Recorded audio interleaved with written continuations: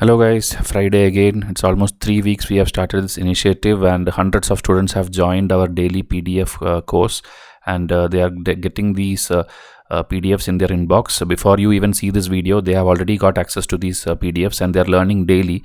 So this is not any like a newspaper alone or something. Lot of static parts also we are discussing, like here project 75 and 75I, or the hydrographic survey, Rhodamine B, then a train accident happened, tuberculosis, chief guest who will be in 2025 Republic Day, loudspeakers are not mandatory for religions as per Bombay High Court, Iron Age began in Tamil Nadu. Okay, that's also a new discovery. So all these things, okay, this much content for 500 days we are giving to all the serious aspirants, and the January 6 to 11 complete PDF is free. You can come and ask in WhatsApp. And also test series, please try to enroll because the number of days are reducing each day you delay. Okay, your competitors are going one step ahead, and try to enroll to test series or daily PDFs like this. Whatever you need for your preparation, try to get it soon. Okay. So we'll discuss today's first article, Iron Age began in Tamil Nadu. So there a recent archaeological discovery has happened in Thoothukudi district, where they are telling that the Iron Age can be pushed backwards to the 4th millennia BC, around 33545 BC, that is 5300 years ago. Like we have a timeline, you know, like the Stone Age, the Copper Age, Bronze Age, Iron Age, like this we have certain things, but the timing what is now, they are telling it should be pushed backwards because there is evidence of iron in olden days in Tamil Nadu. Okay, so that reason Stalin, the chief minister of Tamil Nadu, has declared that Iron Age began in Tamil Nadu. Okay, so they are telling smelting, that is the usage of iron was there in that timeline, which is 5300 years ago, and Tamil Nadu mastered in this technology earlier than the other regions in India. So, you know, smelting and all requires high temperature, 1200 to 1400 degrees Celsius. That is indicating that Tamil Nadu's ancient people had high skills in metallurgy and other related things. So different university professors and everybody has confirmed it, and they have given their opinion. So iron technology, which enabled the production of all tools in agriculture, urbanization, formation of new kingdoms and states and all, it had been there in Tamil Nadu much before anywhere in the country. Okay, so they use different techniques to validate it, which is accelerator mass spectrometry, then optically stimulated luminescence. So this and all, you don't have to know exactly what it is, but you should know that they are used for confirming these archaeological evidences and all. And the different labs in if you see USA, in Lucknow, in Ahmedabad, they have done the testing, and academically they have proven it that while North India was experienced just Copper Age, that time South India in Tamil Nadu region, they had been in the Iron Age already. Okay, so that is it's like they're telling it's contemporary. It was going parallelly in 2400 BC to 3345 BC and all.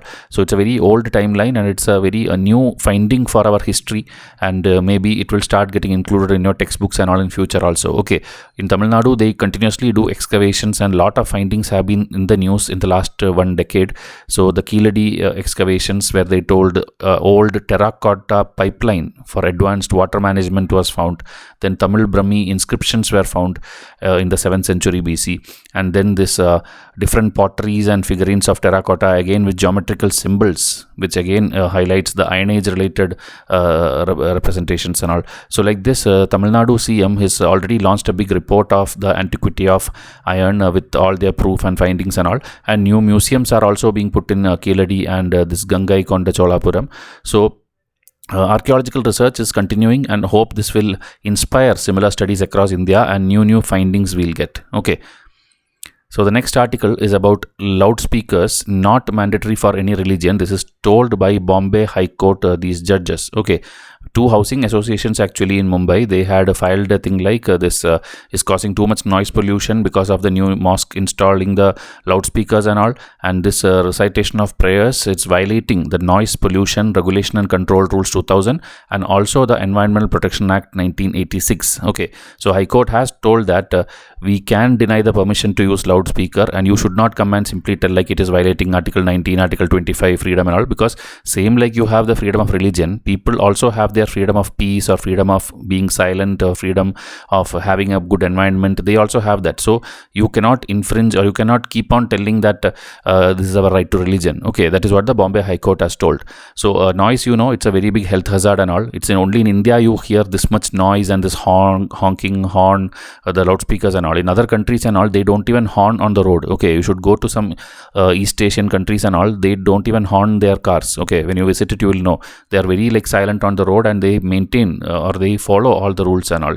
So they have ordered the police to act promptly, and wherever complaints comes, they should immediately go and remove the loudspeakers. That is what the instruction has been given by the Bombay High Court. Okay, or else at least they should have calibrated sound systems. That is, the decibel level, the sound level should be below a certain limit. So just about the Noise Regulation Act, it also tells the same only, establishing permissible noise levels in different zones and different time. Like between 10 p.m. and 6 a.m. strictly you should not use loudspeaker. Okay. And Supreme Court also has banned the loudspeakers and music systems between 10 p.m. and 7 a.m. Okay, this is applicable to all religions, whether they are using drums or amplifiers or anything you are doing between 10 p.m. and 6 a.m.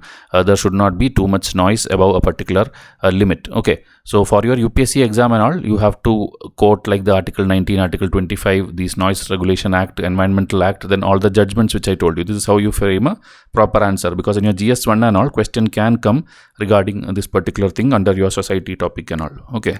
Next topic, Project 75. So you should know that there are two things. There is Project 75 and Project 75I. Okay, it is nothing but one is collaborated with French government and doing, and one is India's own kind of method. Okay, India's own kind of mission. Same like this, there is Project 17A, there is Project K, there is Project 13.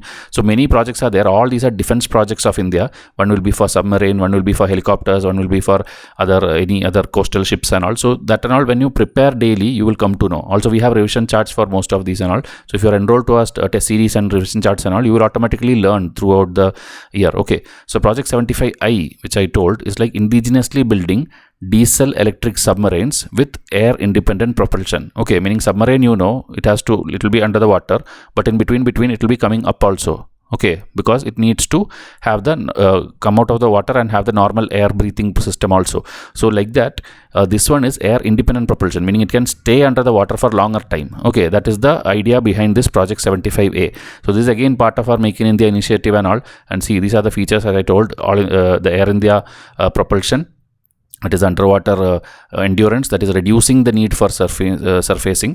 Then stealth technology, that is in radar systems and all, it should not be caught. Then state-of-the-art weapons means the modern cruise missiles, torpedoes, etc. it should be able to launch. Then sensors, it should have all the advanced sonar system, electrical warfare system, everything should be there. These are the features they are targeting for all the submarines they are making under 75I. Okay, so now number of submarines, they are building 6 new generation submarines under this, and there will be collaboration with foreign equipments and manufacturers also, but it is mostly under Indian shipyards which will be built. Okay, the Indian shipyards are the Musgon and the Larsen and Toubro, okay, L&T, and foreign collaborators from Spain, Germany, South Korea, France and all, they'll be maybe their design we are using, or maybe we are trying to copy their idea, not copy, borrow their idea, collaborate, and then equipments maybe we will be buying from them. So like that, we are totally making it in India by collaborating with other people. Okay, in contrast to that, Project 75 which I told, it is totally with the French naval group. We are building again 6 submarines, 6 Scorpion class submarines, Calvary class submarine. Okay, so that in last week only I told you about INS Vakshir. If you remember, Army Day was there on January 15th. Okay, January 15th Army Day was there. That day Prime Minister launched 3 ships, if you remember, INS Surat, INS one more was there, INS Surat, INS Vakshir, and one more was there. Okay, so that here I'll have 1 minute. Yeah, INS Nilgiri, INS Surat, INS Nilgiri, and INS Vakshir parallelly they had launched. So this Vakshir is part of that only. It is part of that Scorpion class Project 75. It is the 6th and the last one submarine of that particular project. Okay, INS Surat is under Project 15B if you see, and INS this one Nilgiri is under Project 17A. This is what I am telling. Daily when you study and throughout the year when you study, you will automatically come to know what is what. Okay, this project is for the frigates. This is for the missile destroyer, guided missile destroyer. So like that, different projects are there, and under different projects, different ships will be there. Okay, So now here, if you see under this Kalvari, Khanderi, Karanj, this are all last, and everything under the Modi government, only one by one they were commissioning. Okay, and like these three starts with K, these three starts with V, so it's very easy to remember also. So they are, if you see the same model we have copied for I-75I and making our own other 6 submarines. Okay, so here if you again need a comparison chart of the 6 under project 75 which we done with the French army, this is the commissioning year. See, 2025 it became operational, and one line about each. Okay, so that again not important. UPSC generally don't go detail into everything, but at least the project is under project 75 and it's with the France collaboration. This much you should know. Okay, this is the second article. Now the next article is INS Sarvekshak conducts survey in Mauritius. Okay, so it's a hydrographic survey. So you should first know what is hydrographic survey. That is, you are trying to analyze all the ocean and the navigation path and everything, and preparing nautical charts, meaning for the ships to travel and all that complete chart you're preparing, and a proper everything in the ocean body, the route which you will go through, that and all you are surveying and making a chart. Okay, so that it will be helpful in future exploration missions and all. So this particular INS Sarvekshak is the ship which is going. It is going to everywhere. It is going to Sri Lanka also. It is going to different places. So in Mauritius it went. That related articles are there in this week's newspaper. So here they are like discussing everything. They met with the president. They have given formally all the approvals and all, and they are mutually preparing the charts so that we can improve our maritime infrastructure development, our resource management, our coastal development. All these things shows the partnership between India and Mauritius, and we will be using it in our future missions as well. Okay, so these are again discussions and all about their official names and things and all. And we know we have in India a Sagar initiative, security and growth for all in the region. So this again is related to that. Okay, where we are trying to build a proper maritime relationship with our neighbors and remaining coastal countries. Okay. So this hydrography we have been doing, as I told, in the last 5 years we have done joint survey operations of nearly 89,000 square kilometer, prepared 96 nautical charts like this, and such missions are going to enhance our regional maritime security and development. Okay, so it was a small article, and this ship again will come in news because, as I told, it's visiting Sri Lanka and other neighboring countries. So now the chief guest this time will be Indonesian president for the January 25. He's already reached today. He has reached India. That is why it is in news. And these are the from the Modi government's time. If you see the different people, like first Japanese prime minister was there, then Obama came, then French president came, UAE person came, then here Asian countries, all the leaders were invited, South Africa, Brazil. Then after that, because of COVID, 2 years we did not have any parade and we did not have any chief guest. And then here, if you see, Egypt came, then France came, and Indonesia again came. Okay, Indonesia, I think for the 4th time it is coming since our independence. Indonesian president has been coming for the 4th time. Okay. So here this person has come for the 76th Republic Day, and he will be having official meetings in our Hyderabad house with Narendra Modi, and here at home reception by the president. Then vice president will meet, S. Jaishankar will meet. So there will be a lot of MOUs, that is memorandum of understanding, being signed. And Indonesia always have been a very a friendly neighbor with everyone, and a lot of export import keeps happening between the two countries. Okay, so India was one of the major countries also to recognize when independence was given to Indonesia. And in the late 1940s onwards, if you see, President Sukarno, that time even with Jawaharlal Nehru's time and all, he attended the first Republic Day celebration as the chief guest. And our partnership during Modi's time has enhanced to a strategic partnership in 2018, and also a vision document for the Indo-Pacific region also was prepared in 2018. Okay, so Indonesia is one of the oldest partner which India has. A lot of Indian diaspora is also there.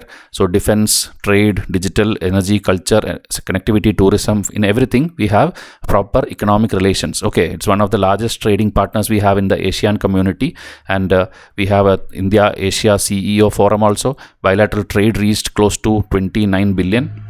These are all the facts for your GS2 paper. Whenever you have to write about India, Indonesia, you can write all these friendly relationships which we have, and all the major agreements, including the defense agreement in 2018. Okay. It's one of the oldest aviation partners also which we have. So all these things are important for India-Indonesia relationship. And all these facts, okay, all these facts are there in different question answer format, because now when you're reading the passage, maybe you find it very easy and interesting. But when a tricky question comes, that is where you will know that your preparation is weak.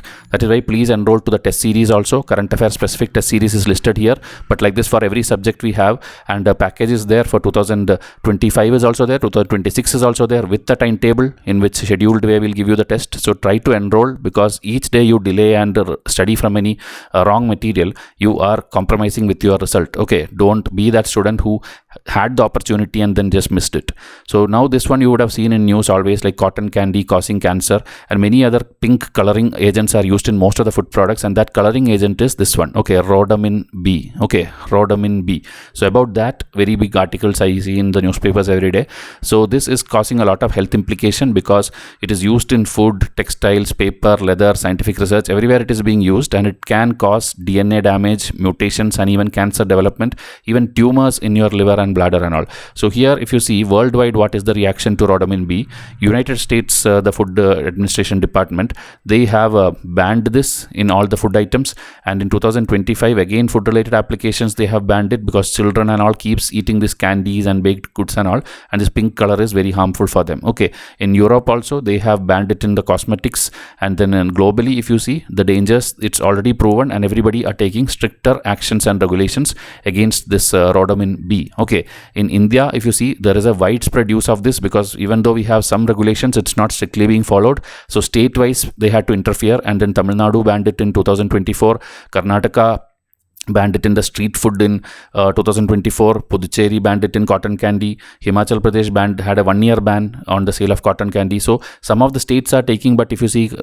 still it is there, still you can find it in almost every street and every town of India. Okay, so medical experts are warning about the carcinogenic effect, the cancer causing effect, and all these things can affect the children mainly, elderly, and those whose immunity is compromised. Okay, such people will be affected first. So eating these kind of food items can cause trouble. Okay, so India's food safety, you know, we have a very weak system. We are maybe lacking our research, or maybe the funding of the FSSI, it's not there, and we have to more and more collaborate with the academic team and all, and learn what is happening globally and try to implement in India. And the gaps whatever is there, including educating the public about the food practices, because India, you know, it's a very big lover of street food, and they eat anything and everything. That too, if it is a cheap price, they will keep on eating it. Okay, and they all will fall into this harmful food coloring and food dye and all from small local vendors. And so we have to educate them. We have to use social media, we have to use digital platform. The consumer awareness is the best way to end these kind of problems. Okay, because rules and regulations nobody is anyway going to follow. We have to educate them. So industries should also reformulate their product, because it's not only the street foods, it's also big brands which use these coloring agent. So we need a rapid review system, we need scientific studies, and we need to have a proper robust food safety framework, so that our people properly read labels and understand, okay, this color is there or that color is there, and they stop using all this. Okay, now this in Instagram and everywhere you would have seen, like the Pushpak Express, the passengers died, 8 to 10 people died. It is just again a rumor, and it happened. Okay, same like stampede and all happens in the bridge and in temple and all, we would have seen, or in movie theaters and all, same like that here.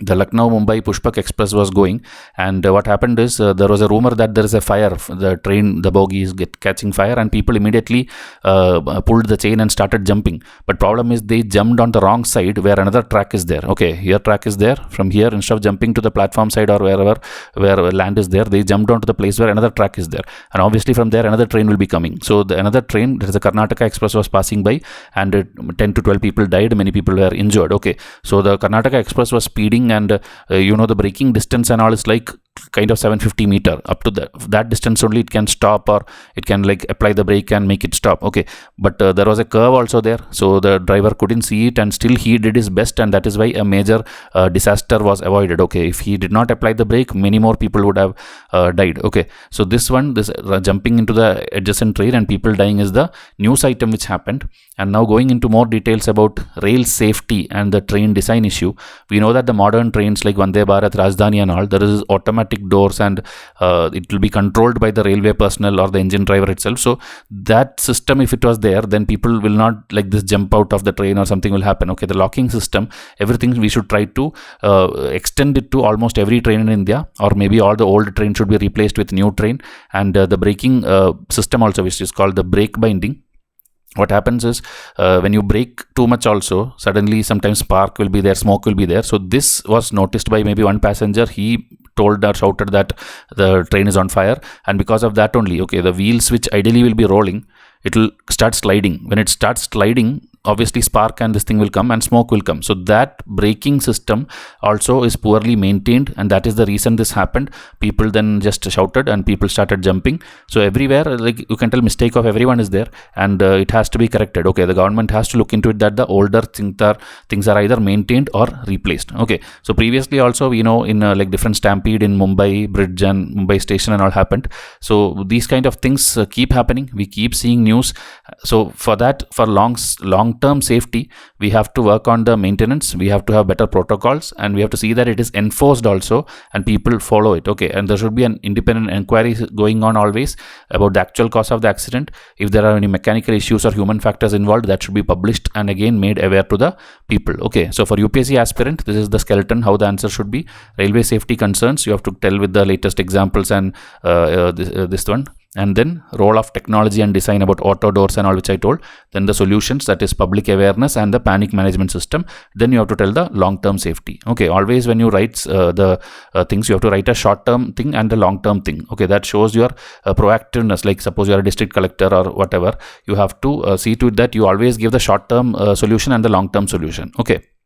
So these are the things, 141-day timetable and 500-day timetable, and this is how the summary of the 500 days will look like. Each day what you have to do, we'll be telling, and we'll be keeping on giving test. Please WhatsApp me and get the launch video today itself. It's a 1-hour video, and try to enroll to it. Okay. Next article is about tuberculosis. Okay, so tuberculosis, you know, it is one of the leading infectious diseases, which is a killer also. It kills people, and we have a lot of like ambitious end TB target and all, where we wanted like 90% reduction in death, 80% reduction in new cases, and zero catastrophic cost by 2030. This and all, we have a mission, and India ourselves has a commitment that by 2025 we'll end the TB, because India is home to 26% of the global burden, the TB burden, and because of the COVID-19 pandemic and all, our the vaccination or our treatment, everything got delayed. So we have a lot of vulnerable groups who are going to get these kind of diseases again and again because of their lifestyle or their nutrition, their overcrowding. Any reasons will be there because of which they are getting the disease, and also they are not able to get the effective treatment also. Okay, so people, again, if you see the miners and stone carvers and all, whose lungs are always filled with dust, and they are already having bronchitis and silicosis and many other problems because of poor air and the physical working conditions.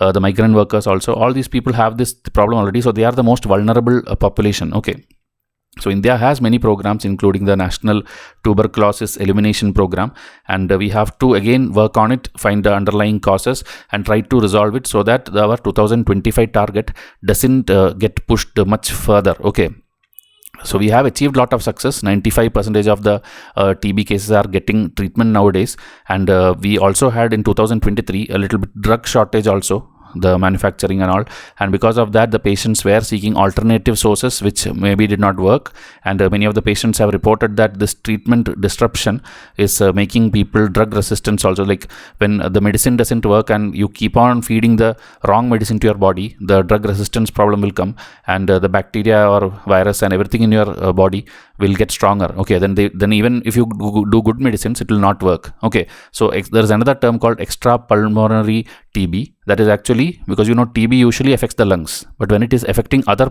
things also, like your kidney, brain, bones, then it is called extrapulmonary TB. Okay, so that also, like around 24% of TB cases in different geographical areas is the EPTB nowadays, and the symptoms are often vague and mimic the other diseases. Because it is affecting other organs, we will feel like, okay, we got some other disease, okay, maybe a kidney stone or maybe something else, but actually you have got the TB.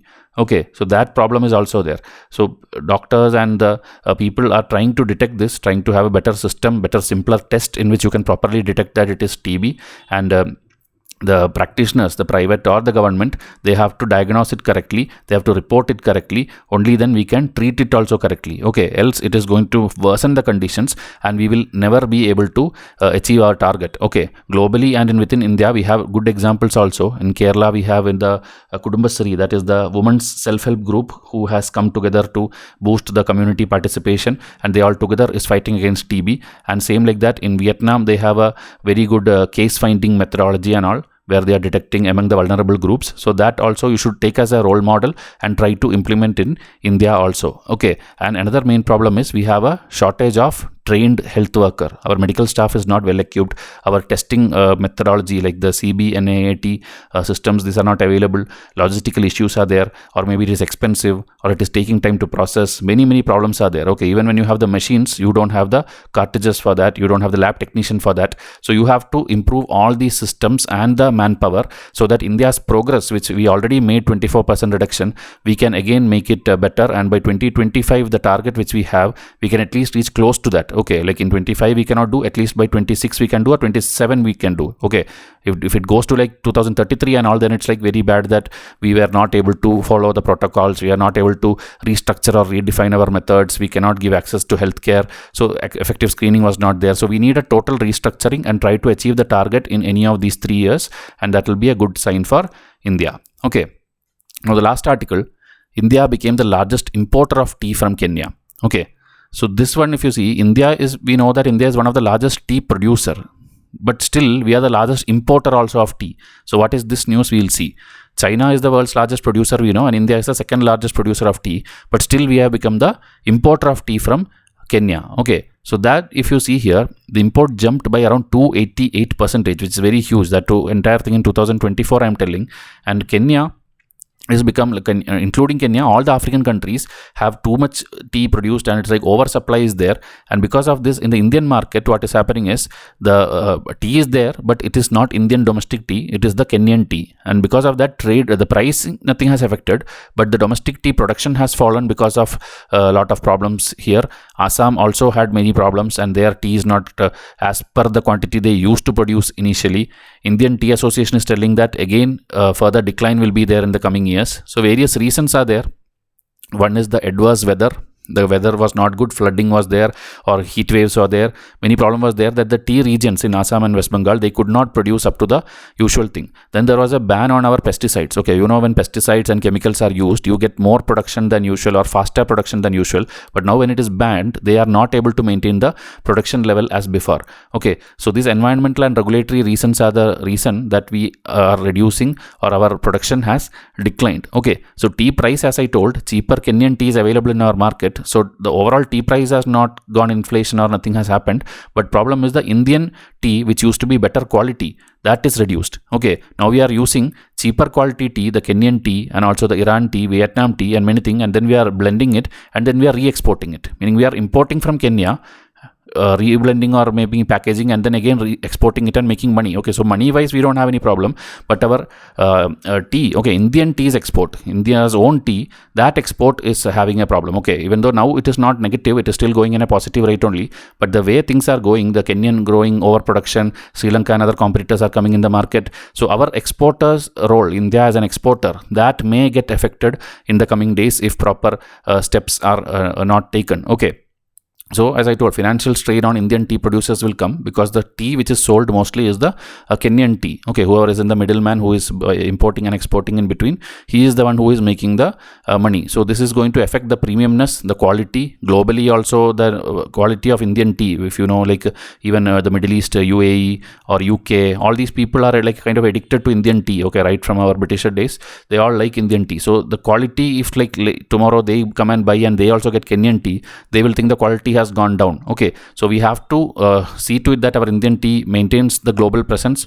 We need sustainable systems and farming practice, that even climate change cannot cause any issues to us. Innovation should be there in the tea making, the marketing, everything, so that no other country's products will be sold in the name of Indian product. Okay, so these are the articles for discussing today, and one interesting picture is there in newspapers and everywhere, that a QR code kind of thing was posted on a tree. This is nothing but there is a initiative called called Digital Tree Aadhaar, where a QR code kind of thing will be there, which you scan and you will get the entire details about the tree. Okay, like its name, its botanical name, its when it was planted, what is its age, what is its everything you want to know about its botany, you will get it from that. So that is a database managed. It's a geotagging kind of process. So near Dal Lake in Srinagar, in Nishat Garden, on a chinar tree, this kind of QR code was there, and a picture is there in the internet in these days. Okay, so I have discussed many articles, static, dynamic, pictures, this much content. I am again telling you, try to enroll and get these PDFs daily basis. Okay, because these videos on YouTube will stop one day or the other.